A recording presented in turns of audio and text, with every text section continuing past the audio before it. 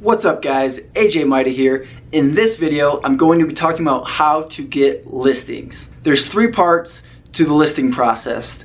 Most agents have no idea about first phase, so it's very important that you're watching this video so you can beat your competition. Most real estate agents just show up at the door at the time of the appointment, and that's where the process begins for them. However, since you're watching this video, you're going to know phase 1. Phase 1 happens completely before you're even at the door. The first step is the pre-qualification script, the pre-qualification call. What this does is it determines motivation. That's number 1. Number 2, what this is going to do is it's going to get out all the objections in the open. You're going to know if they want to overprice their house. You're going to know if they might want to go for sale by owner. You're going to know if they're interviewing other agents. You're going to know if the commission is going to be an objection when you get there. So you're going to know all the objections before you get there so you can better prepare. And also what this is going to do, it's going to set you apart as a professional, because your competition that they also might be meeting with is not doing a pre-qualification call with the client.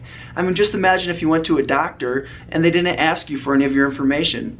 They didn't ask about how you were feeling or why you're at the office. They just prescribed you something. This is going to be that part of the process. And step 2 of phase 1 is the pre-listing package. You're going to want to either mail or email, preferably mail, your listing package and the contract so they can review that in detail before you even show up. Now what's really cool about this is it saves you a lot of time once you're at their house, and it also pre-sells you. So many times before I even got to the house, they knew they wanted to hire me just because of my awesome pre-listing package. Now this is getting a little ninja. Before you go out, send a BombBomb video. That's a video, email, or it could be a video text through a service called BombBomb saying how excited you are to meet with them. How cool is that? They get to see you before you even come out. Nobody's doing that. I'm telling you, you follow this process, a lot of the time they're gonna wanna hire you before you even get there. And another thing in that BombBomb video that you're going to want to do is to remind them to review the materials that you sent them, because a lot of times they're going to forget. So you want to make sure that you also remind them in that BombBomb video to review all the materials. So now we're on to phase 2. The first thing you're going to want to do is to dress like a professional. Guys, I recommend a suit, maybe a tie. Girls, I recommend professional business attire. It's so simple to set yourself apart by just dressing professional. This really especially helped me when I was young. I got into real estate at age 26.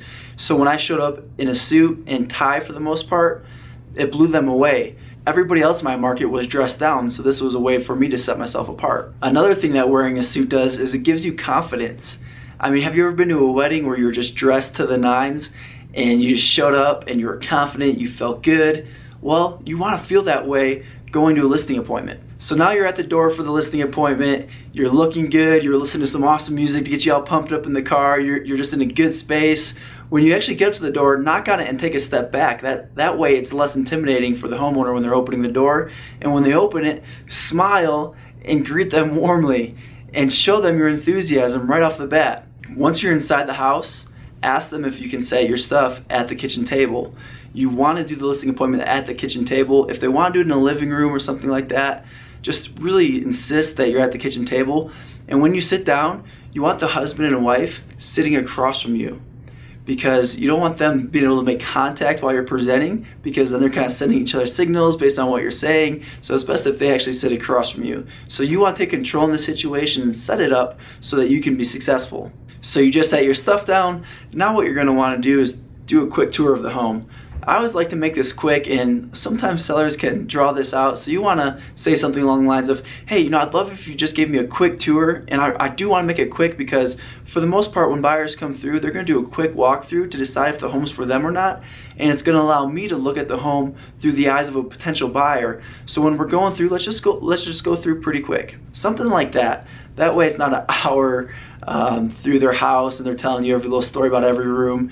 Your time is valuable, so you want to make sure that this process doesn't take too long.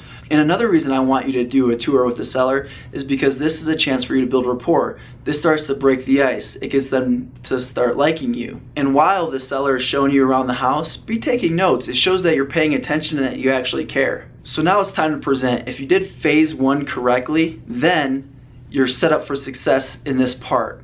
It should really just be about confirming motivation and talking about price at this point because they've already read your entire marketing plan. The first thing you're going to want to do is confirm motivation.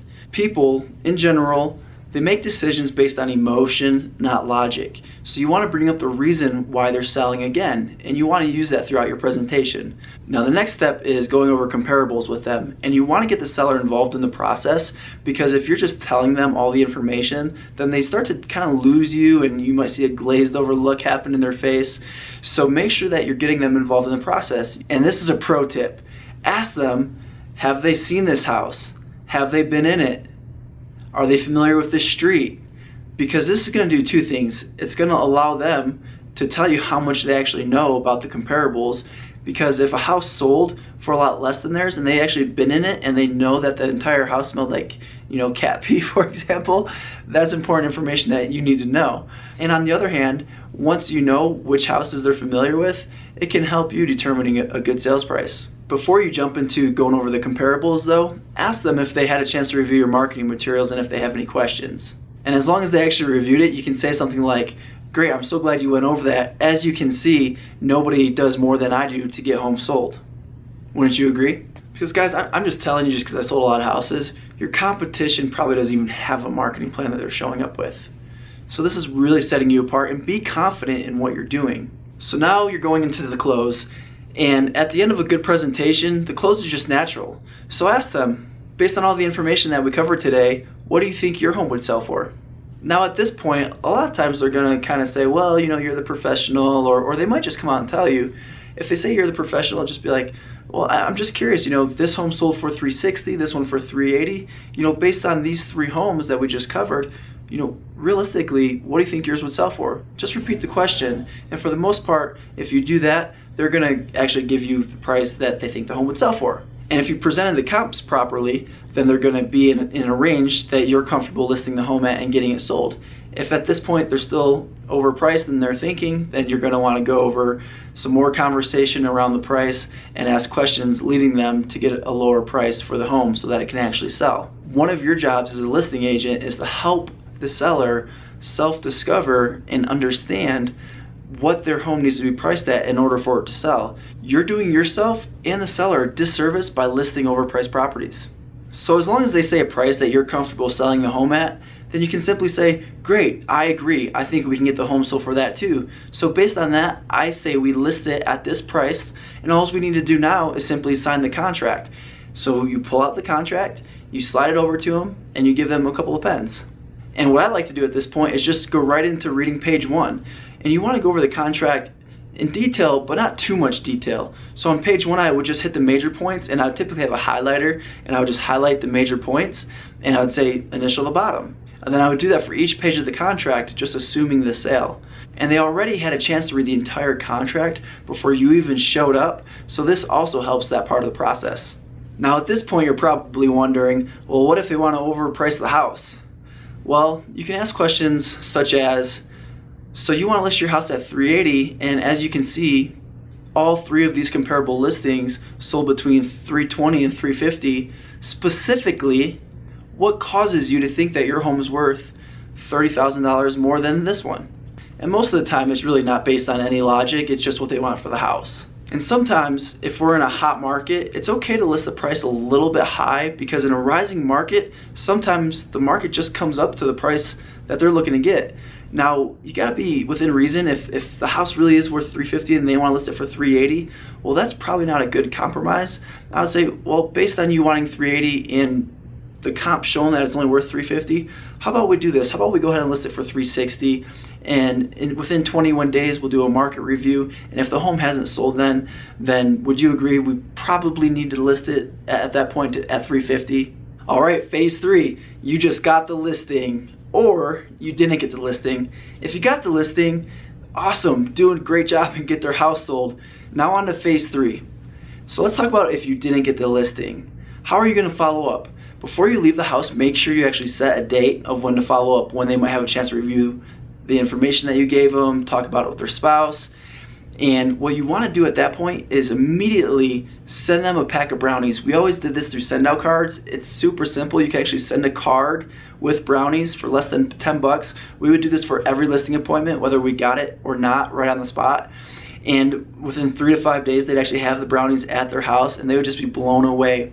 If you're interested in doing this, again, it's send out cards. There's a link in the description, and that's actually a referral link that we have. If you sign up on that, email us at abbymida@gmail.com. That's my wife, and she'll send you a free training that we have on how to use send out cards to build your business, and you'll actually be blown away by everything you can do with it.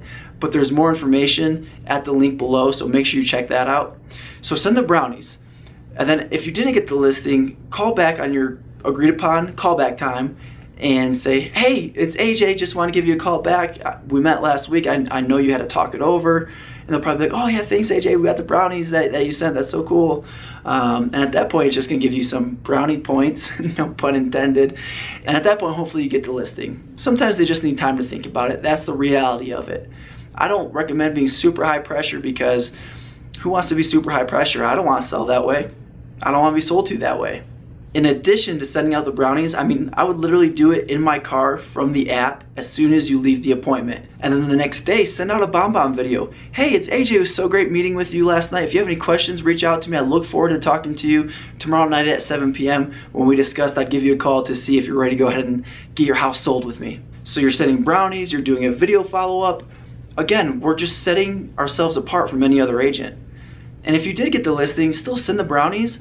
And then what I would do is I'd call back like 5 days later after you know the brownies got there, and I'd say, hey, it's AJ, just want to make sure that you got the brownies. I'm so excited to get your house sold. Are we still good to get it on the market by X date? Okay, awesome, great. And hey, by the way, while I got you, do you know anyone else that might be looking to buy or sell a house right now? You know, referrals are really important to me, and I'm gonna do a great job for you guys, and it really helps me build my business by working with other great people like you. Who do you know that might be looking to make a move in the next, say, 3 to 6 months? So you just sent brownies, now you're asking for a referral. It's really natural. You gave value first, and now you're asking for a favor. It works beautifully. I'm telling you guys, most agents are not following all 3 phases. Most agents aren't doing video. Most agents aren't doing the brownies. If you follow all these steps to the T, there's no reason why you shouldn't be listing upwards of 80+% of all the listing appointments that you go on. You do this, that's gonna make you one of the top listing agents in your entire market. You'll truly be a rock star listing agent. As a bonus, I'm gonna do a week 7 to the 6-part training, because I just thought I wanted to spend some more time on sellers. So next week I'm gonna talk about buyer appointments. So stay tuned for that. And again, guys, please share this with an agent in your office that you think it could help. Subscribe to my YouTube channel, hit the like button, post in the comments.